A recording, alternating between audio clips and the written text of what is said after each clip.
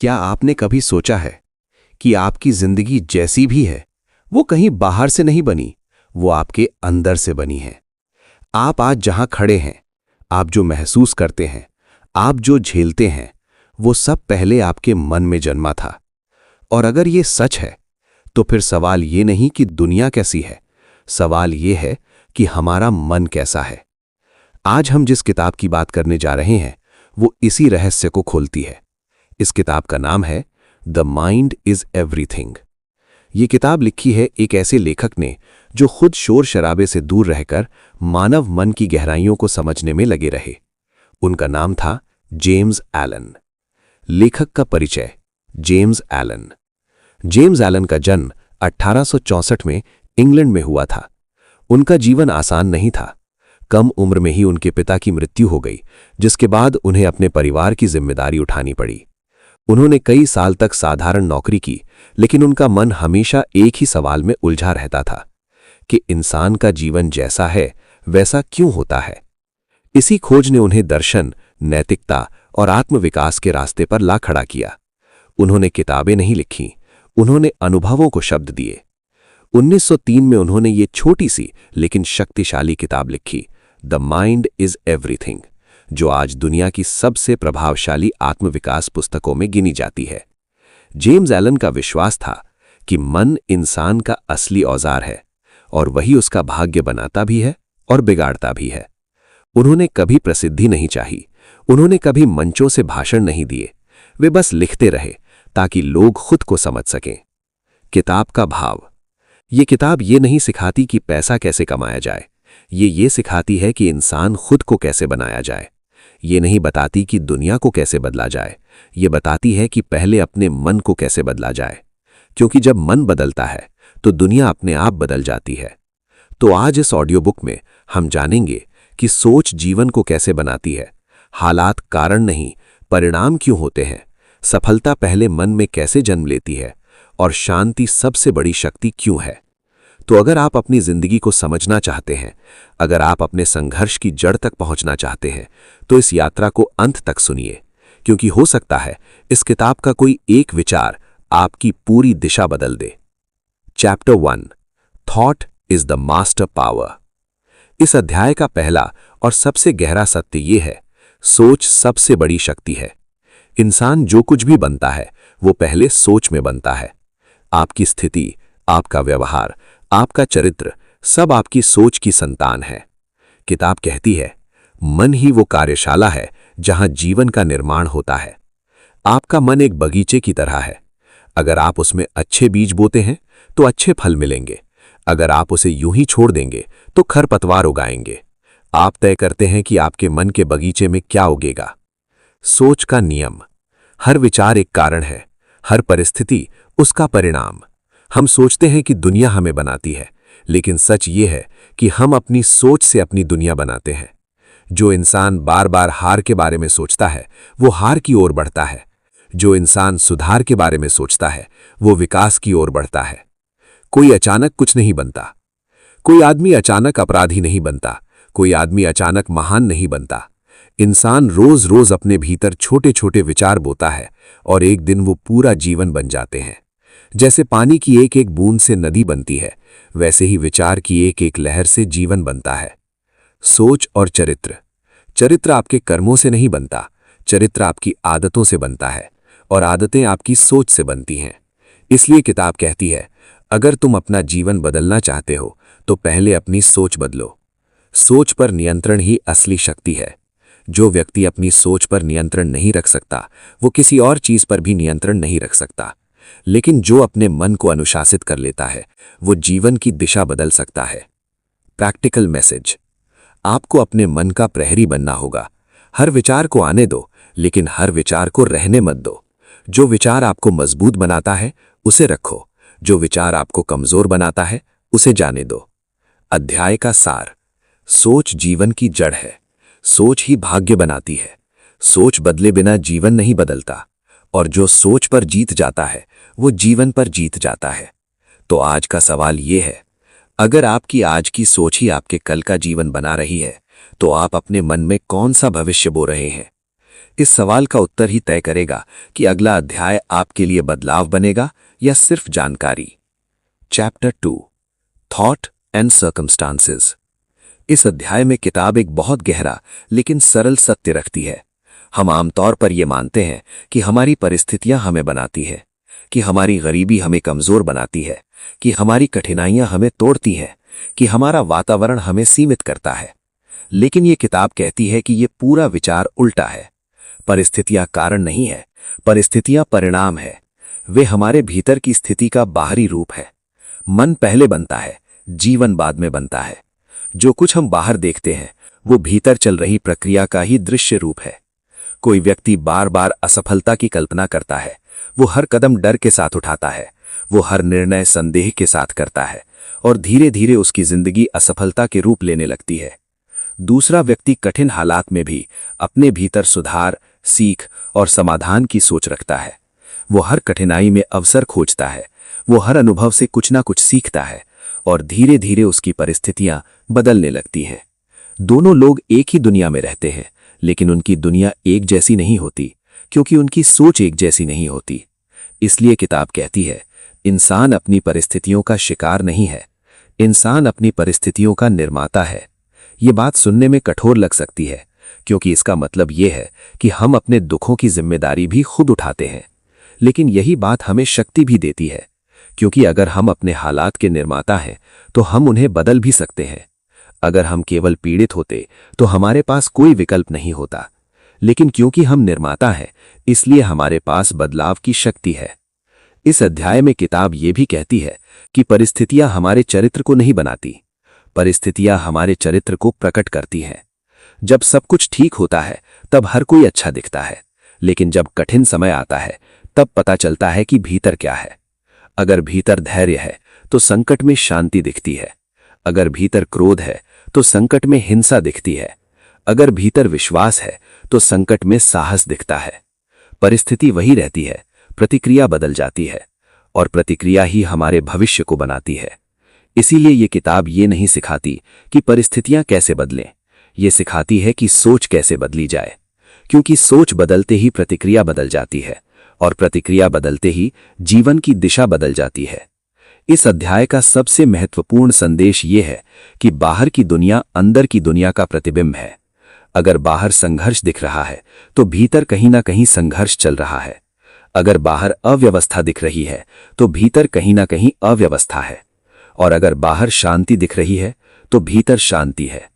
इसका मतलब ये नहीं कि हर दुख हमारी गलती है, इसका मतलब ये है कि हर दुख हमें खुद को समझने का अवसर देता है। परिस्थितियां दंड नहीं है, परिस्थितियां संदेश है।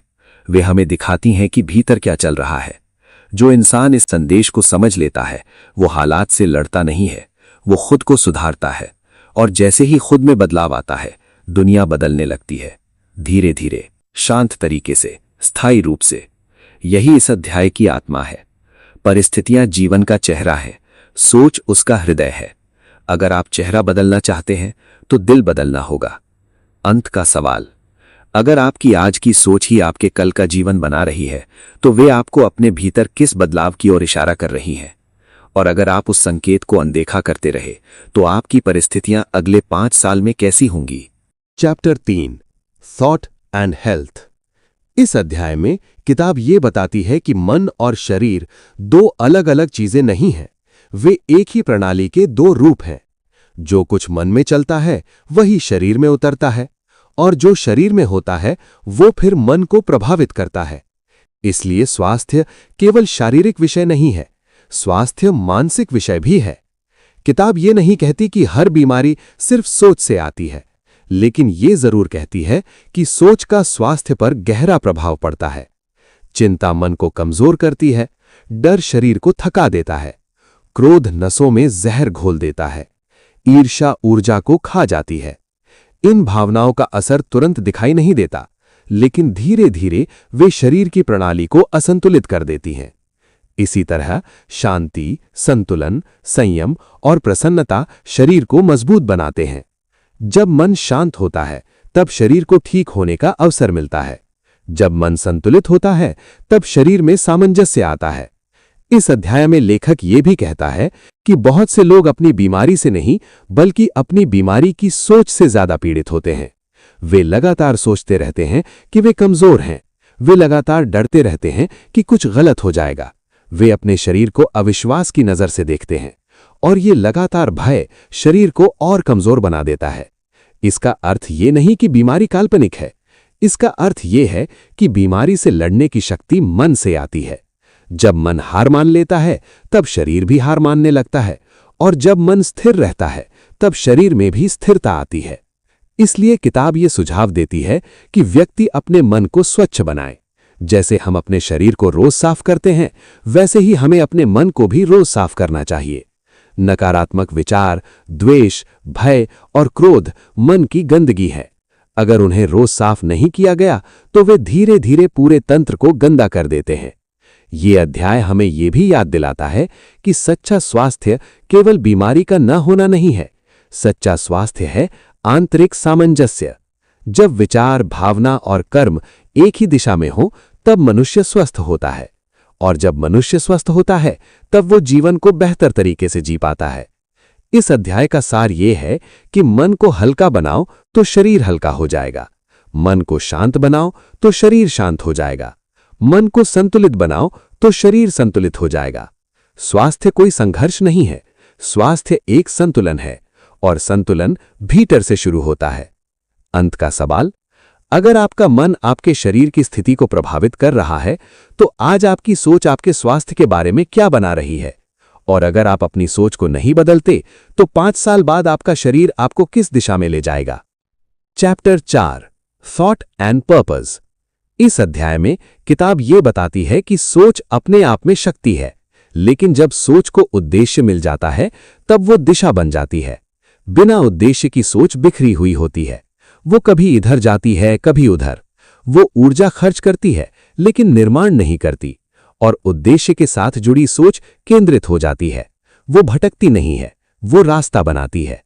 इसलिए किताब कहती है कि मनुष्य का सबसे बड़ा संकट परिस्थितियां नहीं है, मनुष्य का सबसे बड़ा संकट दिशाहीनता है। जिसके पास कोई स्पष्ट लक्ष्य नहीं होता उसकी सोच भी अस्पष्ट होती है, और जिसकी सोच अस्पष्ट होती है उसका जीवन भी अस्पष्ट होता है। किताब ये नहीं कहती कि हर इंसान को बड़ा लक्ष्य रखना चाहिए। वो कहती है कि हर इंसान को स्पष्ट लक्ष्य रखना चाहिए। लक्ष्य बड़ा हो या छोटा उससे फर्क नहीं पड़ता। फर्क इससे पड़ता है कि वो लक्ष्य मन के भीतर स्पष्ट है या नहीं। जब मन को पता होता है कि उसे कहां जाना है तब वो रास्ते खुद ढूंढ लेता है, लेकिन जब मन को दिशा नहीं होती तब वो हर रास्ते पर भटकता है। इस अध्याय में यह भी कहा गया है कि उद्देश्य सोच को अनुशासन देता है, और अनुशासन सोच को शक्ति देता है। अनुशासित सोच ही वो सोच है जो परिस्थितियों से नहीं डरती। वो कठिनाई को बाधा नहीं, प्रक्रिया मानती है। वो असफलता को अंत नहीं, शिक्षा मानती है। ऐसी सोच धीरे धीरे चरित्र बन जाती है, और चरित्र ही जीवन की वास्तविक संपत्ति है। किताब ये भी बताती है कि जब मनुष्य अपने उद्देश्य के प्रति सच्चा होता है तब बाहरी बाधाएं उसे रोक नहीं पाती। वो गिरता है लेकिन रुकता नहीं है। वो हारता है लेकिन छोड़ता नहीं है। वो थकता है लेकिन पीछे नहीं जाता है, क्योंकि उसका लक्ष्य केवल बाहर नहीं होता, उसका लक्ष्य उसके भीतर होता है, और जो लक्ष्य भीतर होता है उसे कोई बाहर से छीन नहीं सकता। इस अध्याय का एक और महत्वपूर्ण संदेश ये है कि उद्देश्य केवल पाने के लिए नहीं होता, उद्देश्य बनने के लिए होता है। आप क्या बन रहे हैं ये अधिक महत्वपूर्ण है इस बात से कि आप क्या पा रहे हैं। अगर आप अनुशासित बन रहे हैं तो आप सफल हो रहे हैं। अगर आप स्पष्ट बन रहे हैं तो आप सही दिशा में जा रहे हैं। अगर आप सच्चे बन रहे हैं तो आप अपने उद्देश्य के करीब हैं। इसलिए ये किताब कहती है कि उद्देश्य जीवन का नक्शा नहीं है, उद्देश्य जीवन की दिशा है, और दिशा मिल जाने के बाद रास्ता अपने आप बनता है। इस अध्याय का सार ये है कि सोच को उद्देश्य दो, उद्देश्य को ईमानदारी दो, और ईमानदारी को समय दो, फिर जीवन खुद आकार लेने लगता है। अंत का सवाल, अगर आपकी सोच आज भी भटक रही है तो क्या आपने कभी स्पष्ट रूप से तय किया है कि आप वास्तव में बनना क्या चाहते हैं? और अगर आपने वो तय नहीं किया तो आने वाला अध्याय आपकी दिशा बदलेगा या आप उसे भी केवल सुनकर छोड़ देंगे? Chapter 5, the thought factor in achievement. इस अध्याय में किताब यह स्पष्ट करती है कि सफलता कोई दुर्घटना नहीं है, सफलता संयोग नहीं है। सफलता पहले मन में जन्म लेती है और बाद में जीवन में दिखाई देती है। हर उपलब्धि की शुरुआत एक विचार से होती है। हर आविष्कार पहले कल्पना होता है। हर निर्माण पहले एक दृष्टि होती है। मनुष्य बाहर वही बनाता है जो वो भीतर देखता है। जो व्यक्ति अपने मन में हार को पालता है वो भले ही मेहनत करे, लेकिन उसका मन उसे पूरी शक्ति से आगे नहीं बढ़ने देता। और जो व्यक्ति अपने मन में सफलता को पालता है वो कठिनाइयों में भी आगे बढ़ता रहता है। किताब ये नहीं कहती कि केवल सोचने से सफलता मिल जाती है। वो कहती है कि सही सोच बिना कर्म के व्यर्थ है और कर्म बिना सही सोच के अंधा है। सफलता सोच और कर्म के संतुलन से बनती है। जो लोग केवल सपने देखते हैं वे भ्रम में रहते हैं। जो लोग केवल काम करते हैं वे थक जाते हैं। और जो लोग सोच और काम को जोड़ते हैं वे निर्माण करते हैं। इस अध्याय में यह भी कहा गया है कि हर उपलब्धि की कीमत होती है। वो कीमत है अनुशासन, धैर्य और निरंतरता। कोई भी ऊंचा शिखर बिना चढ़ाई के नहीं मिलता। कोई भी बड़ा परिणाम बिना समय के नहीं बनता। लेकिन जो व्यक्ति अपने मन में अपने लक्ष्य को स्पष्ट रखता है वो इस कीमत को खुशी से चुकाता है। और जो व्यक्ति अपने मन में केवल आराम रखता है वो इस कीमत से भागता है। इसलिए उपलब्धि मेहनत से नहीं डरती, उपलब्धि आलस्य से डरती है। किताब ये भी बताती है कि असफलता सफलता की दुश्मन नहीं है। असफलता दिशा सूचक है। वो बताती है कि क्या काम नहीं कर रहा है। वो ये नहीं बताती कि तुम काम नहीं कर सकते। जो व्यक्ति असफलता से सीखता है वो आगे बढ़ता है। जो व्यक्ति असफलता से डरता है वो रुक जाता है। इस अध्याय का एक और गहरा संदेश ये है कि सच्ची उपलब्धि केवल बाहरी नहीं होती, सच्ची उपलब्धि आंतरिक होती है। अगर आपने अनुशासन सीखा है तो आप सफल हैं। अगर आपने धैर्य सीखा है तो आप सफल हैं। अगर आपने स्पष्टता सीखी है तो आप सफल हैं। बाहरी पुरस्कार बाद में आते हैं, भीतर का विकास पहले होता है। इस अध्याय का सार ये है कि सफलता भाग्य नहीं है, सफलता एक मानसिक प्रक्रिया है। और जो व्यक्ति उस प्रक्रिया को समझ लेता है वो धीरे धीरे अपनी दुनिया बना लेता है। अंत का सवाल, अगर हर उपलब्धि पहले आपके मन में बनती है तो आज आप अपने मन में किस तरह की सफलता तैयार कर रहे हैं? और अगर आप उसे स्पष्ट रूप से नहीं देख पा रहे हैं तो क्या आप सच में अगले अध्याय के लिए तैयार हैं? Chapter 6 visions and ideals. इस अध्याय में किताब ये बताती है कि मनुष्य केवल अपने कर्मों से नहीं बनता, वो अपने आदर्शों से बनता है। आप जो काम करते हैं वो आपको दिखाता है। आप जो बनना चाहते हैं वो आपको परिभाषित करता है। हर इंसान के भीतर एक छवि होती है अपने भविष्य की। कुछ लोग उसे स्पष्ट देखते हैं, कुछ लोग उसे धुंधला देखते हैं और कुछ लोग उसे देखते ही नहीं हैं। और फिर वही होता है, जो अपने भविष्य को स्पष्ट देखता है वो उसके लिए कदम उठाता है। जो उसे नहीं देखता वो केवल वर्तमान में उलझा रहता है। इसलिए किताब कहती है कि दृष्टि के बिना जीवन अंधा होता है। दृष्टि कोई कल्पना नहीं है, दृष्टि दिशा है। ये वो मानसिक नक्शा है जिसके अनुसार जीवन आकार लेता है। किताब ये भी कहती है कि इंसान वही बनता है जिसकी वो सबसे ज्यादा कल्पना करता है। अगर कोई व्यक्ति अपने मन में कमजोर छवि रखता है तो वो उसी दिशा में ढलने लगता है। अगर कोई व्यक्ति अपने मन में मजबूत छवि रखता है तो वो उसी दिशा में उठने लगता है। इसलिए आदर्श केवल प्रेरणा नहीं होते, आदर्श निर्माण करते हैं। वे मनुष्य को ऊपर उठाते हैं या नीचे गिराते हैं। इस अध्याय में यह भी कहा गया है कि कोई भी इंसान अपने वर्तमान से बड़ा बन सकता है, लेकिन वो अपने आदर्श से बड़ा नहीं बन सकता। आप जितना ऊंचा सोचते हैं उतना ही ऊंचा बनते हैं। आप जितना सीमित सोचते हैं उतना ही सीमित रहते हैं। इसलिए ऊंचे आदर्श जीवन को फैलाते हैं, नीचे आदर्श जीवन को सिकोड़ते हैं। किताब ये भी बताती है कि आदर्शों को केवल सोचने से कुछ नहीं होता, उन्हें जीना पड़ता है। अगर आपका आदर्श ईमानदारी है तो हर परिस्थिति में ईमानदार होना होगा। अगर आपका आदर्श साहस है तो डर के बावजूद आगे बढ़ना होगा। अगर आपका आदर्श सेवा है तो अपने लाभ से ऊपर दूसरों का हित रखना होगा। यही वो बिंदु है जहां दृष्टि कर्म में बदलती है। इस अध्याय का सार यह है कि जीवन बाहर से नहीं बढ़ता, जीवन भीतर से फैलता है। और वो विस्तार आपकी दृष्टि और आपके आदर्श तय करते हैं। अगर आप बड़ा जीवन चाहते हैं तो पहले बड़ी दृष्टि रखनी होगी। अगर आप ऊंचा जीवन चाहते हैं तो पहले ऊंचे आदर्श रखने होंगे। यही इस अध्याय का मूल संदेश है। अंत का सवाल। अगर आप अपने भविष्य की स्पष्ट कल्पना नहीं कर पा रहे हैं, तो क्या आप सच में तय कर पाए हैं कि आप किस तरह के इंसान बनना चाहते हैं? और अगर आपने वो तय नहीं किया, तो अगला अध्याय आपके लिए केवल शब्द होगा या परिवर्तन की शुरुआत? Chapter 7 serenity. इस अंतिम अध्याय में किताब हमें उस अवस्था तक ले जाती है जहां सारी यात्रा का अर्थ समझ में आता है। सफलता क्यों चाहिए, स्वास्थ्य क्यों चाहिए, उद्देश्य क्यों चाहिए, इन सब का उत्तर अंत में एक ही है, शांति। लेकिन किताब जिस शांति की बात करती है वो परिस्थितियों की शांति नहीं है, वो मन की शांति है। बाहर की दुनिया कभी पूरी तरह शांत नहीं होगी, कभी न कभी कुछ न कुछ गलत होगा, कभी न कभी कोई चुनौती आएगी। लेकिन अगर मन शांत है तो दुनिया अशांत होकर भी हमें तोड़ नहीं पाती। इस अध्याय में कहा गया है कि सच्ची शक्ति नियंत्रण में नहीं, आत्मनियंत्रण में है। जो दूसरों को नियंत्रित करता है वो शक्तिशाली दिख सकता है, जो खुद को नियंत्रित करता है वो सच में शक्तिशाली होता है। क्योंकि जो व्यक्ति अपनी सोच को नियंत्रित कर लेता है वो अपनी प्रतिक्रियाओं को नियंत्रित कर लेता है, और जो अपनी प्रतिक्रियाओं को नियंत्रित कर लेता है वो अपने जीवन की दिशा को नियंत्रित कर लेता है। इस अध्याय में यह भी बताया गया है कि शांति कोई भावना नहीं है जो अचानक आ जाए। शांति एक अभ्यास है। हर बार जब आप क्रोध के बदले संयम चुनते हैं, आप शांति का अभ्यास करते हैं। हर बार जब आप भय के बदले साहस चुनते हैं, आप शांति का अभ्यास करते हैं। हर बार जब आप घबराहट के बदले स्वीकार चुनते हैं, आप शांति का अभ्यास करते हैं। धीरे धीरे यह अभ्यास स्वभाव बन जाता है और स्वभाव ही जीवन बनता है। किताब ये भी कहती है कि शांति कमजोरी नहीं है, शांति सबसे ऊंची शक्ति है।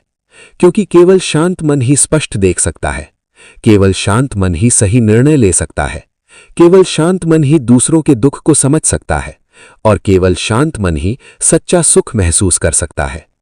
इस अध्याय का अंतिम संदेश ये है कि जो व्यक्ति अपनी सोच को शुद्ध करता है वो अपने जीवन को शुद्ध करता है, और जो व्यक्ति अपने जीवन को शुद्ध करता है वो संसार को बेहतर बनाता है। इसलिए शांति कोई लक्ष्य नहीं है जो भविष्य में मिलेगा।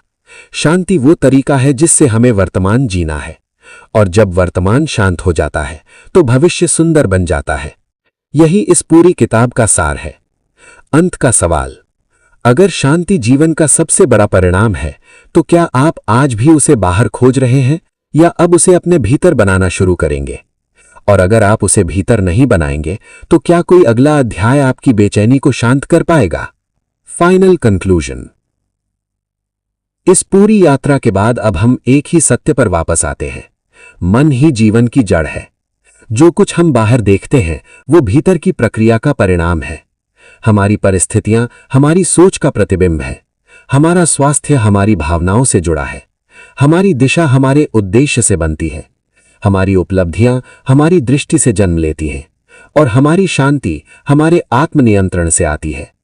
इस किताब ने हमें यह नहीं सिखाया कि दुनिया को कैसे बदला जाए, इसने हमें यह सिखाया कि पहले खुद को कैसे बदला जाए। क्योंकि जब मन बदलता है तब जीवन बदलता है, और जब जीवन बदलता है तब दुनिया बदलती है। ये किताब हमें दोष देना नहीं सिखाती, ये हमें जिम्मेदारी लेना सिखाती है। ये कहती है कि तुम अपने दुख के भी निर्माता हो सकते हो, और तुम अपने सुख के भी निर्माता हो सकते हो। चुनाव हर पल तुम्हारे सामने होता है, हर विचार के रूप में। तुम जो सोचते हो वही बोते हो, और जो बोते हो वही काटते हो। इसलिए जीवन कोई सजा नहीं है, जीवन एक प्रक्रिया है अपने मन को गढ़ने की। और जो इस प्रक्रिया को समझ लेता है वो जीवन से लड़ता नहीं है, वो जीवन के साथ चलने लगता है। यही इस किताब का असली संदेश है। अगर इस किताब का कोई भी एक विचार भी आपको अपने बारे में सोचने पर मजबूर कर पाया हो तो इसका मतलब है कि ये यात्रा व्यर्थ नहीं गई। अगर इसने आपको ये एहसास दिलाया हो कि आप अपने जीवन के केवल यात्री नहीं हैं, आप उसके निर्माता भी हैं, तो ये ऑडियो बुक अपना काम कर चुकी है। अब सवाल ये नहीं है कि आपने क्या सुना, सवाल ये है कि आप अब क्या सोचेंगे, क्योंकि वही आपकी अगली वास्तविकता बनाएगा। आप सुन रहे थे द माइंड इज एवरीथिंग की audio book summary, rise audio Hindi के साथ। अगर ये यात्रा आपको उपयोगी लगी हो तो इसे उन लोगों तक जरूर पहुंचाइए जिन्हें इसकी जरूरत हो सकती है। और अगर आप ऐसी ही किताबों के जरिए खुद को समझना और बेहतर बनाना चाहते हैं तो राइज ऑडियो हिंदी के साथ जुड़े रहिए। धन्यवाद कि आपने इस यात्रा को पूरा सुना। आपका समय ही आपकी सबसे कीमती संपत्ति है और आपने वो समय खुद को समझने में लगाया। यही असली जीत है।